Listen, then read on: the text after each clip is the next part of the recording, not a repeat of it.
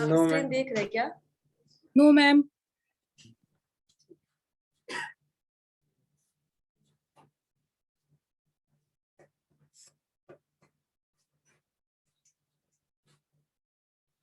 अब देखो।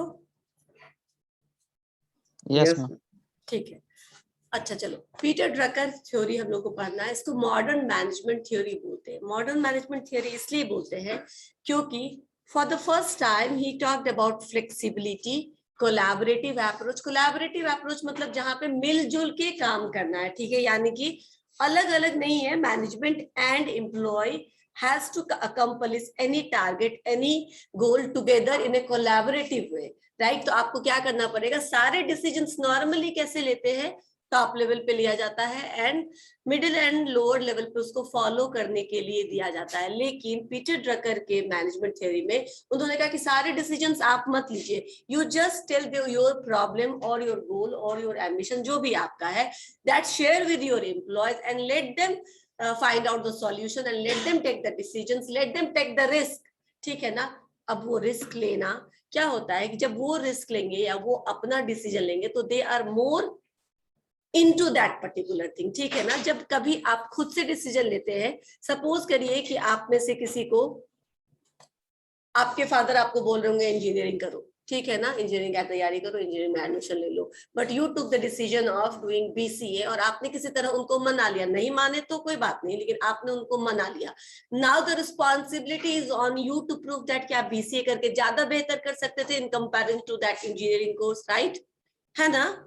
तो अब ये आपकी जिम्मेदारी हो जाती है ना कि सिंस आपके बात को रखा गया तो आप उसको क्या करें, सक्सेसफुल बनाए। यही उन्होंने कहा था कि आप अपने एम्प्लॉय को रिस्क लेने दीजिए, ठीक है, डिसीजन लेने दीजिए, और जब वो डिसीजन लेंगे तो उनमें जो उनका जो बिलोंगिंगनेस या उनका जो अटैचमेंट होगा अपने काम से या उनका जो कमिटमेंट होगा अपने काम से, वो क्या होगा, much more higher than that what you delegate to them, ठीक है ना। जो आप उनको देते हैं उससे बहुत ज्यादा अधिक होगा, राइट, ठीक है।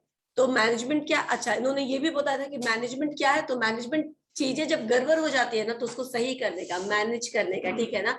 अभी टिकट कंफर्म नहीं हुआ लेकिन दिल्ली जाना है सर। हेलो, हाँ गुड मॉर्निंग सर, क्लास में हूँ। ओके, तो मैं क्या बोल रही थी अभी, उन्होंने कहा जो मैनेजमेंट है वो क्या है, चीजों को गलत हो चुका है तो उसको फिक्स करने की चीज है।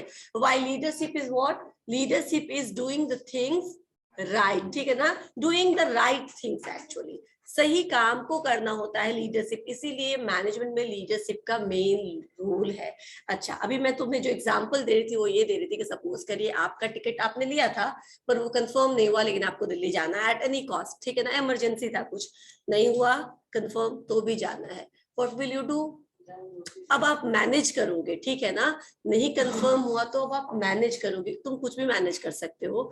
वो तरह तरह के वो लगा के, मान लो कि आप किसी से बात कर लीजिएगा या फिर टीटी को मना लीजिएगा या फिर वर्स्ट कंडीशन में फाइन, ये तो मैनेजमेंट के स्टूडेंट नहीं कर सकते हैं, ठीक है। मैनेजमेंट के स्टूडेंट को कुछ ऐसा करना चाहिए जहां पे पैसा या रिसोर्सेज कम खर्चा हो और काम हो जाए, ठीक है। तो anyhow you have to search for those things, you manage to go there even if your ticket is not confirm, right. लेकिन लीडरशिप में बोलता है कि ऐसा सिनेरियो क्रिएट ही नहीं होने देंगे leaders, because they plan in advance, ठीक है ना। वो इतने एडवांस, तो दोनों ही चीजें जरूरी है, ऐसा नहीं है कि मैनेजमेंट जरूरी नहीं है, वो भी जरूरी है, क्योंकि लास्ट मोमेंट में अगर कुछ गलत हो गया तो उसको तो रेक्टिफाई करेंगे, उसको फिक्स करेंगे। So Peter Drucker said that management is doing things right, यानी अगर कुछ गलत हो गया तो उसको सही कर दो, ये मैनेजमेंट है। While leadership is doing right things, ठीक है ना। लीडरशिप क्या है कि सही काम को, काम ही सही तरीके से कर दे, जिसको फिक्स करने की जरूरत नहीं पड़नी चाहिए। तो फ्यूचर में आपको लीडर्स चाहिए, एम्प्लॉयज के अंदर लीडर्स को बनाओ, ठीक है ना, so that they can lead the team, right, जहां पे कम से कम गलतियां हो सके। तो इसमें इन्होंने कुछ पॉइंट दिया है, जिसमें डिसेंट्रलाइजेशन मैंने बताया था। अब तक हम लोग सेंट्रलाइजेशन पढ़ते आए हैं, even if that centralization also से यू कि जो भी इंपॉर्टेंट डिसीजन है वो एक पॉइंट पे होने चाहिए और बाकी के डिसीजन आप डिसेंट्रलाइज कर दीजिए, लेकिन उन्होंने कहा था centralization. He talked about decentralization, अपने पास कोई पावर नहीं रखना। आप क्या करिए, ऑथोरिटी और रिस्पॉन्सिबिलिटी के हिसाब से पावर सबको थोड़ा थोड़ा दीजिए। जैसे मैंने अभी आशु को पावर दिया कि what you have to do, आसपास के 3 बेंच में, पीछे और आगे 1 बेंच, क्या करना आपको, अगर कोई आवाज करे तो you have to tell me the name of that person, क्योंकि आप जानते होंगे, right, that is the responsibility given, right. तो आप हर एक हायरार्की पे ऑथोरिटी के हिसाब से, रिस्पॉन्सिबिलिटी के हिसाब से ऑथोरिटी दीजिए, बात मत करो, ठीक है। तो इससे क्या होगा, they become responsible for their role, ठीक है। उनको रिस्पॉन्सिबल रहेंगे कि मैंने ये डिसीजन लिया है तो मुझे ये करके दिखाना है। और आपका क्या भला होगा इसमें, आपको हमेशा सुपरविजन नहीं करना पड़ेगा। तो जो आप 10 सुपरवाइजर हायर करेंगे ना, 4-4 टीम के पीछे घूमने के लिए कि देखो सब काम कर रहा है कि नहीं, उसको कुछ जरूरत तो नहीं है, वो आपका सुपरविजन कॉस्ट खत्म हो जाएगा। ऑब्वियसली अगर सुपरविजन कॉस्ट खत्म होगा तो सुपरवाइजर पे जो टाइम जा रहा है वो भी सेव होगा, वो सुपरवाइजर भी अपना कोई दूसरा काम कर सकता है। समझ में आया? ठीक है। तो ये डिसेंट्रलाइजेशन का मतलब हुआ कि आप डिसेंट्रलाइज करो, पावर या ऑथोरिटी को डिस्ट्रीब्यूट करो थ्रू आउट द ऑर्गेनाइजेशन। उसको एक जगह नहीं पकड़ के रखो, उसको डिस्ट्रीब्यूट करो और सबको रिस्पॉन्सिबल बनाओ। They made decision, they will be responsible for there decision.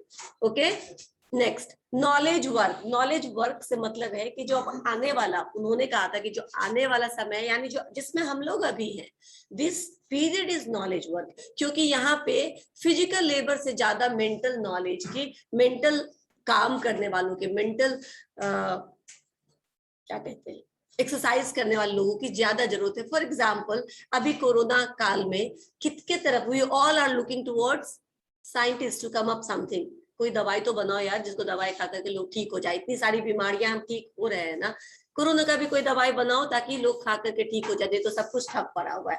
We all are looking toward scientist, ठीक है ना।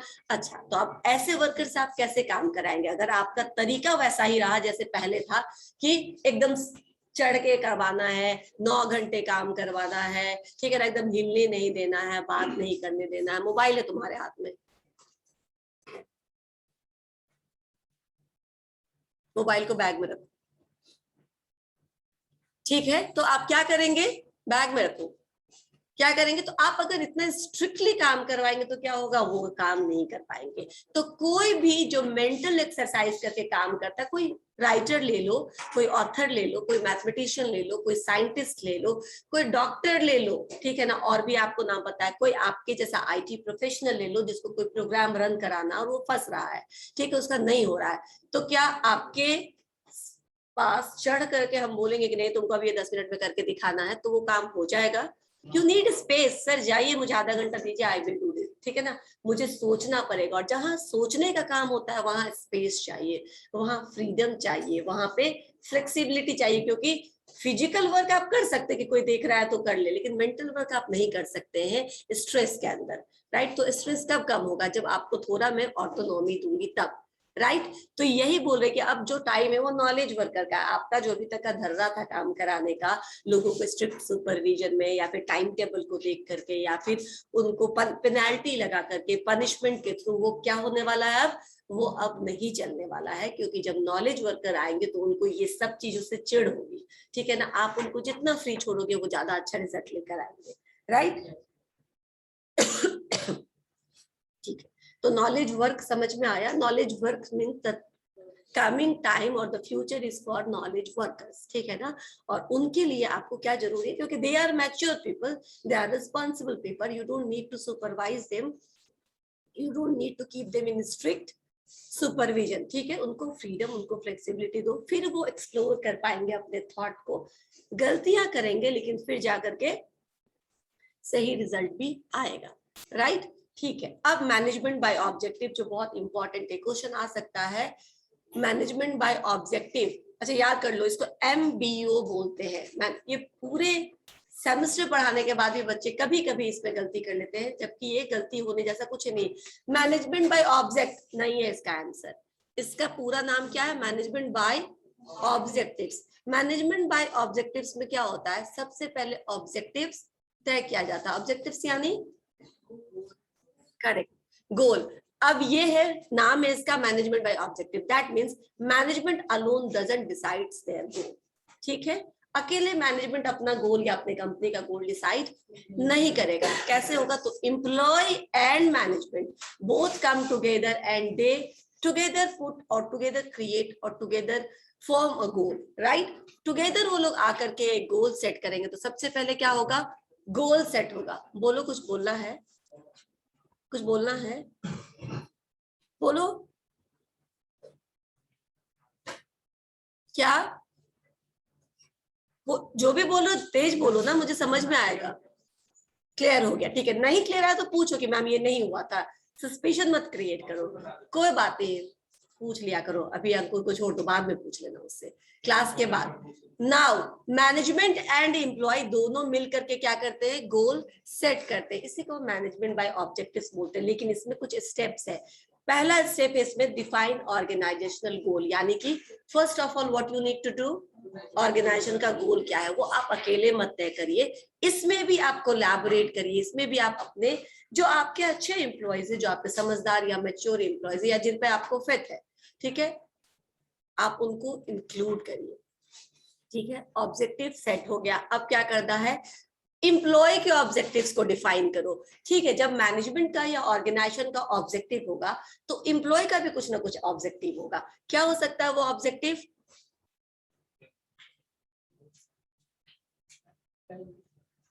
Just not just salary, everything जो उनका ऑब्जेक्टिव हो सकता है। प्रमोशन हो सकता है, इंक्रीमेंट हो सकता है, बेटर पोजीशन हो सकता है, चैलेंजिंग टास्क हो सकता है ना। तो अब मैनेजमेंट गोल सेट हो गया है, एम्प्लॉय ऑब्जेक्टिव डिफाइन हो गया है। नाउ दे स्टार्ट, यानी वो दोनों काम करना शुरू करते हैं। कौन दोनों? Management and employ together starts doing job towards the direction of achieving goal. Goal को अचीव करने के डायरेक्शन में उनका काम क्या होता है? शुरू होता है। उसके बाद करना क्या है? तो कॉन्टिन्यूअस मॉनिटरिंग। ठीक है ना, क्या चीज का? परफॉर्मेंस एंड प्रोग्रेस, यानी किस तरीके से, यानी जब आपने गोल सेट किया तब आपने एक एजेंडा या प्लान भी बनाया होगा कि कैसे हम इस गोल को अचीव करेंगे, राइट? अब आप जब काम कर रहे हैं तो कीप, क्या हुआ? Why you are looking towards him? क्या हुआ बताओ, क्या हुआ था? ओके, तो आप क्या करेंगे? Continuous process of performance, continuous monitoring of performance and progress, यानी काम किस तरीके से आगे बढ़ रहा है और लोग कैसे परफॉर्म कर रहे हैं उसको कॉन्टिन्यूअस क्या करोगे? मॉनिटर करोगे, चेक करते रहोगे। ठीक है, they keep check on their performance, they keep check on their progress of work. क्यों ये मॉनिटरिंग करना जरूरी है बीच बीच में? ताकि आपको पता चले टाइमली डेविएशन, अगर डेविएट हो रहे हैं तो टाइमली आपको डेविएशन पता चल जाए और आप उसको उसी समय फिक्स कर सके, उसी समय उसको रेक्टिफाई कर सके। यहां तक समझ में आया? ठीक है, then performance evaluation. Performance evaluation का क्या मतलब हुआ? कि जो भी काम हुआ है उसको इवैल्यूएट करो कि अब डेविएशन के साथ हुआ है या नहीं है, या फिर एक्सेप्टेबल डेविएशन है। इतना तो थोड़ा बहुत कम प्लस माइनस होता है, राइट? लेकिन ज्यादा डेविएशन नहीं है। उसके बाद फीडबैक, यानी top level will give feedback to this team. जो टीम मैनेजमेंट एंड एम्प्लॉय का टीम काम कर रहा है उसको टॉप लेवल मैनेजमेंट जो है वो फीडबैक देंगे कि आपका काम कहाँ गलत हुआ, कहाँ आपने अच्छा से काम किया और कहाँ पे एफर्ट लगाना रह गया, whatever, because they are close monitoring of each and every process. ठीक है, अब वो फीडबैक देने के बाद क्या होगा? फाइनल परफॉर्मेंस अप्रेजल होगा। और अगर वो काम यानी वो ऑब्जेक्टिव अचीव हो गया है विदाउट एनी डेविएशन, तो उस ग्रुप को फर्दर उससे ज्यादा बड़ा ऑब्जेक्टिव या ज्यादा चैलेंजिंग टास्क असाइन किया जाएगा। सपोज करो कि वो नहीं अचीव हो पाया, इतना कुछ करने के बाद भी वो ऑब्जेक्टिव अचीव करना रह गया, डोंट टॉक। ठीक है ना, एकदम बात मत करो, तो बहुत बार बोल चुकी हूँ, तुमसे ज्यादा उसको बोल रही हूँ अब। ठीक है, इसीलिए उसी को बोल रही हूँ। नाउ मैं क्या बोला अभी कि अगर रह गया तो क्या कर सकते हैं? इस कॉम्बिनेशन को हम चेंज कर सकते हैं। इस कॉम्बिनेशन का मतलब समझ में आया? जो मैनेजमेंट के टीम मेंबर्स थे और जो एम्प्लॉय के टीम मेंबर्स है, जरूरी नहीं कि सारी गलती एम्प्लॉई के साइड से ही हो, कभी हो सकता है कि ये कॉम्बिनेशन आपस में अच्छा काम ना कर पाया, तो ये एमबीओ में क्या करते हैं, कभी कभी हम टीम को चेंज कर देते हैं, इंटरचेंज कर देते हैं, दूसरे के साथ कंबाइन कर देते हैं, राइट। और फिर देखते हैं उनसे ये काम करवा के कि वो इस बार ऑब्जेक्टिव अपना अचीव कर पाते कि नहीं। जो टीम करती है उनको मोर चैलेंजिंग टास्क देते चले जाते हैं, ऑर्गेनाइजेशन में मिलता चला जाता है, and they keep on working on that particular thing. जो नहीं कर पाता उसको कॉम्बिनेशन चेंज करके, मैनेजमेंट एंड एम्प्लॉय का जो कॉम्बिनेशन है उसको चेंज करके फिर से मौका दिया जाता है किसी और चीज पर काम करने के लिए। यस, नहीं कोई बात नहीं, मैनेजमेंट ऑब्जेक्टिव का कॉन्सेप्ट यही है कि आप ऑब्जेक्टिव जब भी सेट करते हैं तो नॉर्मली ये होगा क्योंकि सारे पार्टीज टुगेदर साथ आकर के अपने लिए टारगेट सेट करते हैं। तो टारगेट, आप ऐसा टारगेट देखो आएगा, वो भी इसके नीचे का पॉइंट है, पर फिर भी मैं बता देती हूँ कि छोड़ो, हाथ हटाओ, नीचे रखो हाथ। हाथ जब भी ऐसे रख करके रखते हो ना तो मुझे लगता है तुम लोग बात कर रहे हो, ठीक है, नीचे करो हाथ, तुम्ही को बोल रही हूँ। जब भी हम, तुम्ही से बोल रही थी, जब भी हम अपना कोई टारगेट सेट करते हैं तो नॉर्मली हम होश में जब रहते हैं तो अपना टारगेट कैसा सेट करते हैं, वैसा जो अचीवेबल हो, ऐसा नहीं करते जो अनप्रेडिक्टेबल हो, जो हम कर नहीं सके, ऐसा करते हैं क्या। तो obviously when you are into that और आपको पता है कि कल को इसका इवैल्यूएशन होना है और इसके बेसिस पर मेरा ऑब्जेक्टिव,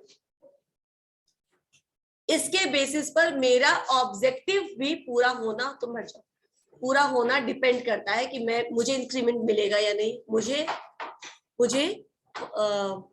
बोनस मिलेगा या नहीं मिलेगा, मुझे कोई चैलेंजिंग रूल दिया जाएगा कि नहीं दिया जाएगा। तो you are very much conscious at the time of setting the objective, right, है ना। तो आप ऑब्वियसली जब भी गोल सेट करोगे अचीवेबल गोल ही सेट करोगे, राइट, तो वो होगा, ठीक है। अब समझ में आ गया, ये है management by objectives and this is the most important point of Peter Drucker, he is known for this particular point, ठीक है। 6-7 पॉइंट है।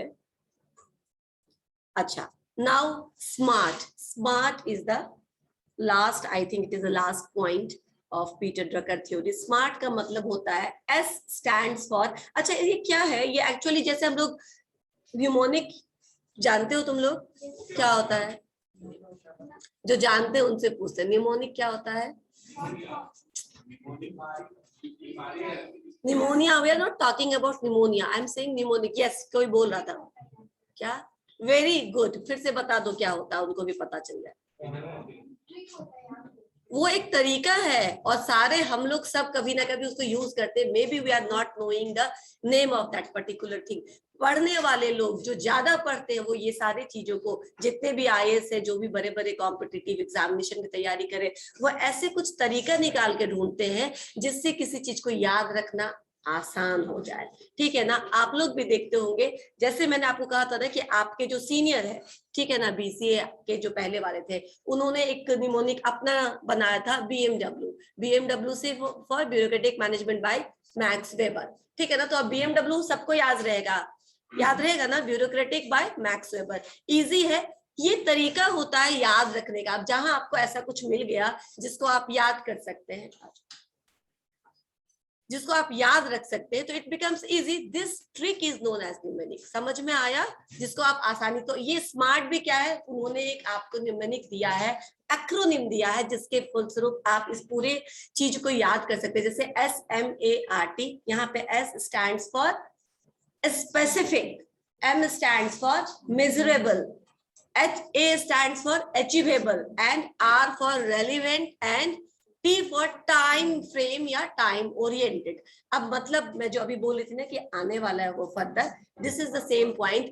S फॉर स्पेसिफिक, यानी जब भी आप टास्क, जब भी गोल सेट करते हैं, आप ऐसे नहीं बोल सकते हो कि मैं IAS बनूंगा।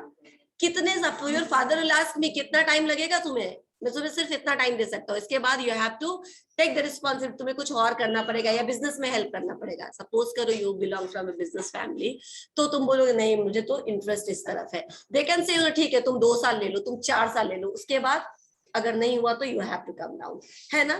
तुम्हारा जो भी गोल होगा वो स्पेसिफिक होना चाहिए, यानी कि जिसको आप क्वांटिफाई कर सके, जिसको आप स्पेसिफाई कर सके कि हाँ मैं इतना साल लूंगा, यहाँ जाके तैयारी करूंगा और ये सब्जेक्ट पर पढ़ूंगा और एग्जाम दूंगा। समझ में आया, स्पेसिफिक गोल, ठीक है ना। ऐसे ही नहीं अंधेरे में तीर चला रहे हैं कि हमारा ये गोल है और हम ये करेंगे, ऐसे नहीं, very specific about your goal, ठीक है। मेजरेबल, क्वांटिफाई कर सके यानी नंबर में, ईयर्स में, ठीक है, या फिर शेयर्स, अगर मान लो कि हम प्रॉफिट की बात करें, कंपनी प्रॉफिट की बात करें कि हमको इतना प्रॉफिट अर्न करना है, ये हमारा ऑब्जेक्टिव है, तो कितना, अभी का एग्जिस्टिंग जो हमारा प्रॉफिट है उसका 10% मोर है ना, 15% more, 50% share, market share we have to achieve in 3 years, ये हो सकता है ऑब्जेक्टिव। और इसको हम बोल सकते हैं कि जब हम अचीव कर लेंगे, मान लो ग्रोथ अचीव कर लेते हैं लेकिन we achieve only 10% of the market share, तो 40% डेविएशन हुआ। अब ये क्या हो गया, बिल्कुल बिल्कुल इसको आप एकदम मेजर कर सकते हैं कि कितना डेविएशन हुआ, राइट। अगर हम ये बोले ही नहीं, सिर्फ बोले कि we have to achieve market, we have to achieve a great market share, आप कैसे इसको स्पेसिफाई करोगे, कैसे इसको मेजर करोगे, नहीं होगा ना। तो एकदम नंबर फॉर्म में, क्वालिटेटिव है तो क्वालिटी वाइज एकदम स्पेसिफिक और मेजरेबल होना चाहिए, समझ में आया, जिसको आप नाप तौल या समझ सके, समझ में आया। अच्छा करना है, बेहतर करना है, बेहतर करना नहीं समझ में आएगा, किस चीज से बेहतर करना है या अपने आप को और कितना इंप्रूव करना है, राइट। तो आप कह सकते हैं कि 70% मार्क्स आ रहा है तो मुझे इससे बेहतर करना है, यानी कम से कम 80% या 85% लाना है, दैट मीन्स जो आप मेजर कर सके। And now next, achievable. Achievable मतलब जिसको तुम अचीव कर सको, ऐसा नहीं कि कोई आपका कैसल्स इन द एयर बोलते हैं ना, to build castles in the air, मतलब हवा में महल बनाना, ऐसे नहीं बनाना है आपको। आप बिल्कुल छोटा छोटा टारगेट रखिए, अचीवेबल टारगेट रखिए, क्योंकि once you achieve one target, one goal, you will be more encouraged, more motivated for the next target, right. तो एक बार में बहुत बड़ा लीप करने की जरूरत नहीं है, बहुत बड़ा जंप करने की जरूरत नहीं है, छोटे छोटे टारगेट सेट करते जाइए ताकि आप बड़े टारगेट को अचीव कर सके। Every time whenever you set the goal or whenever the group set the goal, here the group setting the goal, right, collaborative way में goal set हो रहा है, the goal should be achievable, right, as per the capability of the participating team member, right। ठीक है, और अब relevant मतलब relevant, जिसकी जरूरत है, कोई इररेलीवेंट काम नहीं करना है, कोई इररेलीवेंट गोल नहीं सेट करना है, जिसकी आवश्यकता ही नहीं है, ठीक है ना। अभी इररेलीवेंट बताओ, अभी कौन कौन से, बहुत सारे ऐसे प्रोडक्ट है जो इररेलीवेंट हो गए हैं, like postal services are mostly irrelevant, ठीक है ना। तो आप उसमें जा रहे हैं सर्विसेज देने, ठीक है ना, मैं लेटर कुरियर इसमें सर्विसेज दूंगा, they are very much limited, ठीक है ना। वो सिर्फ पार्सल के लिए यूज होते हैं या फिर गवर्नमेंट के डॉक्यूमेंटेशन के लिए, अदरवाइज आप उसका कोई रोल है ज्यादा नहीं। तो आप जिस क्षेत्र में है, जिस चीज को चुन रहे हो, वो रेलिवेंट होना चाहिए, यानी वो उस समय के डिमांड के हिसाब से होना चाहिए। लाइक अभी आपने जो चूज किया सब्जेक्ट, ये रेलिवेंट सब्जेक्ट है ना, रेलिवेंट। अच्छा, बहुत सारे ऐसे तुम लोग ज्यादा बेहतर बता दोगे, मेरे पास इसमें ज्यादा एग्जाम्पल नहीं होगा, बस मैं आपको बताना चाहता हूँ। आशु कर तो रहे थे, मत करो और ना करने दो किसी को। आप क्या कर रहे हैं, आप ही का मोबाइल लिया था ना मैंने, और वो मोबाइल फिर गिर गया था घर जाके। किसी बच्चे ने मुझे बताया कि मोबाइल नहीं देते तो ज्यादा अच्छा रहता। मैं झूठ बोल रहा था क्या, झूठ बोल रहा था ना, सच बोल रहा था, गिर गया था, बताओ, छोड़ दिए रहते तुम। अंशु, ओके, नाउ फिर बात करते हैं, ठीक है, डोंट टॉक। अभी मैं क्या बोल रही थी, when I am saying relevant, तो आपके बहुत सारे जो पहले के प्रोग्राम्स होंगे वो अब बहुत ज्यादा डिमांड में नहीं होगा, और अभी जो डिमांड में वो आज से 20 साल बाद डिमांड में नहीं रहेगा, कुछ एडवांस टेक्नोलॉजी आ जाएगा। तो क्या आप वही चीज करोगे जो अब रेलिवेंट हो गया है, या फिर वो चीज सीखोगे जो अभी डिमांड में है। तो मेक योर गोल रेलिवेंट, जो अभी, जिसका भी कुछ पर्पस हो, पॉइंट हो, जो अभी नीड को सेटिस्फाई कर सके। समझ में आया, तो goal should be always relevant, right, समझ में आ गया। And last one is time oriented या टाइम फ्रेम। कर लूंगा, ये प्रोग्राम रन कर दूंगा, लेकिन ऑफिस विल और organization will always give you certain time frame कि मुझे 1 हफ्ते में चाहिए या 15 दिन में चाहिए या 2 महीने में चाहिए। प्रोजेक्ट का टाइम बाउंड होता है, जब भी आप किसी प्रोजेक्ट पे जाएंगे, काम करेंगे, तो that should have some time bound. Time frame में खत्म करना, कभी भी कर लोगे तो डजंट, वो उससे कुछ नहीं हासिल होगा। जब टाइम फ्रेम में खत्म करोगे वो ज्यादा इंपॉर्टेंट है। तो आपका गोल भले ही छोटा है, ठीक है, लेकिन वो अचीवेबल है और वो टाइम फ्रेम में किया जा सकता है पूरा। तो इस तरीके का गोल निर्धारित करने की जरूरत है। This is the last point in Peter Drucker theory. क्या क्या पढ़ा हमने इसमें? बिना देखे कौन कौन बता सकता है? मैंने कौन कौन से पॉइंट बताए पीटर ड्रकर के थ्योरी में? डिसेंट्रलाइजेशन, नॉलेज वर्कर या नॉलेज वर्क, दोनों ही बोल सकते हैं। Yes, management by objectives and smart, right. याद रहेगा, सिंपल है और समझ में आ गया होगा। Management by objective simple short notes में आ सकता है।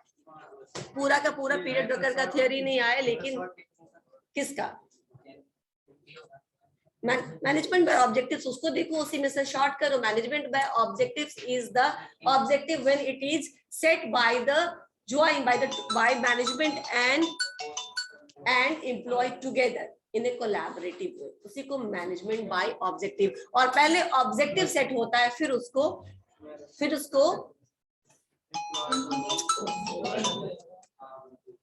क्लास में फिर उसको कैसे आप अचीव करेंगे इसका प्लान प्रिपेयर किया जाता है। ठीक है, ओके, यस। कॉन्टिन्यूअस मॉनिटरिंग मतलब हमेशा, we always, yes class please, yes. वो कुछ क्वेश्चन पूछ रहा, कौन करता है? Very good. आप देखो, the management, the team can do continuous monitoring and top level management will also monitor the same thing, ताकि वो बता सके कि परफॉर्मेंस में डेविएशन का। इसके बाद मीटिंग होता है, हर एक स्टेप के बाद मीटिंग होता है जहां पे आपको फीडबैक दे दिया जाता है। तो कॉन्टिन्यूअस मॉनिटरिंग के साथ साथ टाइमली फीडबैक भी होता है, इसलिए हमने फीडबैक का भी पॉइंट आपको बताया है। टाइमली फीडबैक, क्योंकि लास्ट में आप फीडबैक देंगे तो बहुत कुछ, मैंने कहा ना, कॉन्टिन्यूअस मॉनिटरिंग ही किया जाता है ताकि आपको टाइमली आप फिक्स कर सके अपने डेविएशन को, right. And that is done by top level management, जो उस टीम का हिस्सा नहीं है, राइट।